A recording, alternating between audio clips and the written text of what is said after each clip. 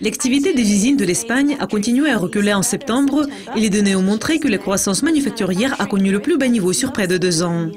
Est-ce que ce sont des signes que la reprise économique du pays a déjà atteint son sommet? Angel Talavera, l'économiste à Oxford Economics, me rejoint par téléphone pour parler de la situation en Espagne. Angel, la semaine dernière, nous avons vu que le taux d'inflation de l'Espagne a chuté de 0,9% en septembre et c'est la plus forte baisse sur 7 mois. Cela a eu lieu juste au moment où la zone euro est revenue à la déflation.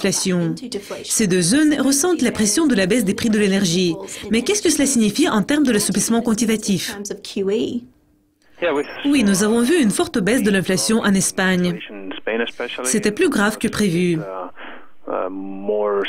Et nous avons vu que la zone euro est tombée dans la déflation. La bonne nouvelle est que cette chute a été alimentée presque entièrement par la baisse des prix de l'énergie. Et nous nous attendons à ce que ce soit temporaire et nous ne sommes pas très préoccupés parce que cela ne signifie pas qu'il y a une baisse de demande ou un ralentissement considérable. Cependant, comme l'inflation est actuellement au-dessous de l'objectif d'inflation de la BCE, je pense que cela peut donner à la Banque centrale une bonne excuse pour étendre son programme d'assouplissement quantitatif.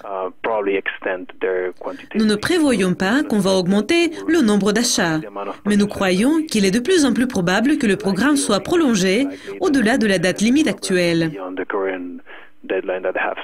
Les ventes au détail de l'Espagne ont continué à progresser à un rythme solide en août, bien que le taux de croissance ait été le plus bas sur 3 mois.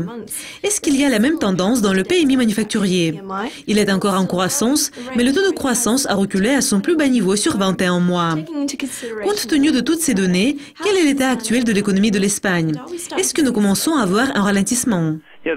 Oui, les derniers chiffres du PMI manufacturier et des ventes au détail de l'Espagne montrent que le pays connaît toujours une expansion à un rythme assez important.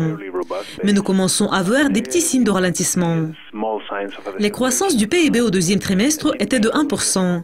Et selon notre modèle, pour le moment, nous prévoyons que la croissance du PIB au troisième trimestre sera de 0,8%. Cela confirme l'idée que l'activité économique a atteint le sommet au deuxième trimestre et commence maintenant à reculer. Cependant, l'activité économique de l'Espagne reste très forte pour les normes européennes.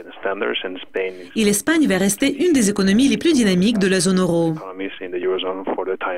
Donc, nous ne sommes pas très inquiets à ce sujet. À la fin de septembre, les Catalans ont voté pour l'indépendance. Et le parti séparatiste a remporté 72 des 135 sièges. D'après vous, quel impact cela va produire sur les élections générales de l'Espagne en décembre? Je pense que le vote des Catalans pour l'indépendance sera un des principaux débats des prochaines élections nationales en Espagne qui auront lieu en décembre. Ce problème commence à générer une instabilité politique en Espagne. Je crois que les élections ont apporté le résultat qui ne résout pas le problème à court terme, parce que nous avons un partage presque parfait de 50 à 50 entre les partisans de l'indépendance et ceux qui sont contre la séparation de la Catalogne.